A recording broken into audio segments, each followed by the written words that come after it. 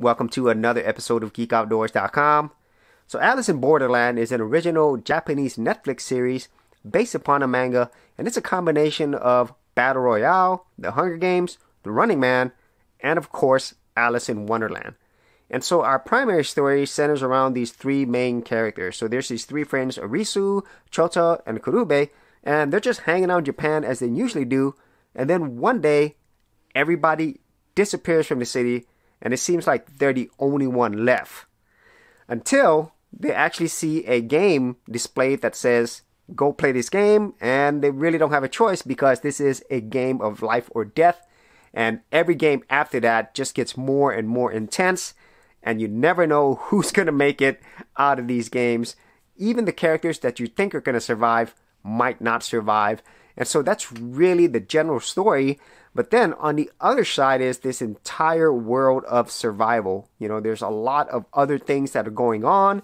It might be a group of people, a different entity. We don't know. And so that just leaves another half of it, which is the whole Alice in Wonderland. You know, you're in a place that's not actually Earth. It's something else. And so that is the overall story that we have here. So getting into the things that I really enjoyed about this series is the overall story itself. Even though this type of story has been told before, I think the way in which this was told, where it's really slow building, and at the same time, it introduces different parts of the world to you without giving you everything.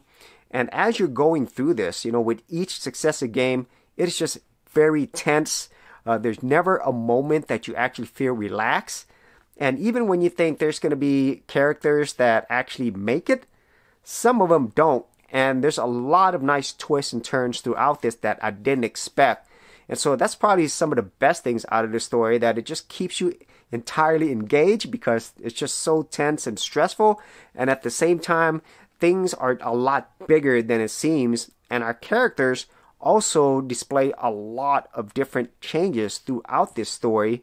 And so that leads me to the second best thing, and that's the characters themselves and the acting that goes along with it. I think everybody here did a really good job. This is a very over-the-top type of story and acting, but I think the acting here varied a lot from something that was very happy, joyful, and then to really serious moments of horror, depression, sadness, hopelessness. You could see all of that in these characters' faces, and obviously all the acting that is presented here. And even though the acting is over the top, I think it's done really well. And as you're going throughout this particular story, you meet a lot of different characters. You grow to, you know, become attached to some of them more than others. And at the same time, I really feel that they're overall very interesting. You know, they kind of fit this world that we have.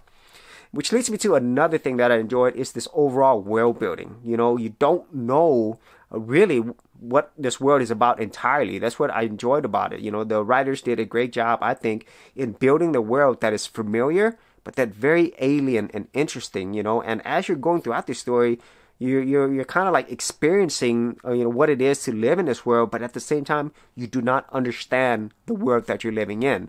And even up to the 8th episode, the last episode, where you kind of get a hint of like, okay, maybe this is it, you still don't know. And there's a whole nother layer to this world that we haven't seen yet. And so hopefully there's going to be more seasons to actually, you know, further get into this world, because the overall manga, I think this is like 33 episodes of the original manga. There's like 35 more in the manga. So hopefully we do get future seasons of this. For serious YouTubers, check out TubeBuddy, the premier tool news at GeekOutdoors.com. Get more done today by checking out the affiliate link in the description area below.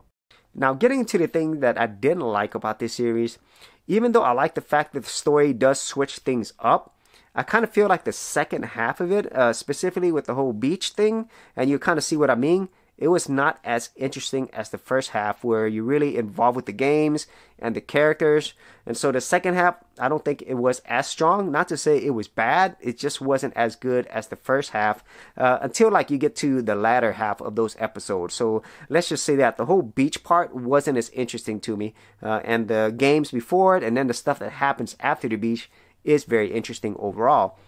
And then another thing that I probably would say you might not enjoy as much, as I kind of alluded to earlier, is this whole over the top acting and storyline. Okay, so if you think too much into it, like how things work and why did this work, then you might not get as much satisfaction out of it, because this is a fantasy type movie, and so things just happen, and sometimes you're wondering, how did that even happen, you know? And so that's about the only things that I didn't enjoy about this series. Overall, I really thought that this was a very well written, acted story that could be really expanded even more. It was really something that I enjoyed watching every single episode. You know, there's, I don't think, very few moments that I didn't want to keep watching. So basically, I wasn't bored. You know, even the parts that I didn't like as much, I still found it very interesting overall. And so those are my thoughts on Alice in Borderland. If you're the type of person who likes any of, you know, that genre that I talked about earlier, those types of movies, or even if you're into this whole fantasy, action, thriller, suspense, mystery type stuff, or even sci-fi, I think you will get a lot out of this, and it's definitely worth watching it. And so if you actually had any thoughts on this, be sure to leave that in the comments area below.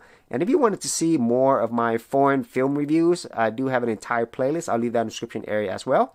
So as always, if you did get value out of these videos, be sure to share, like, and subscribe.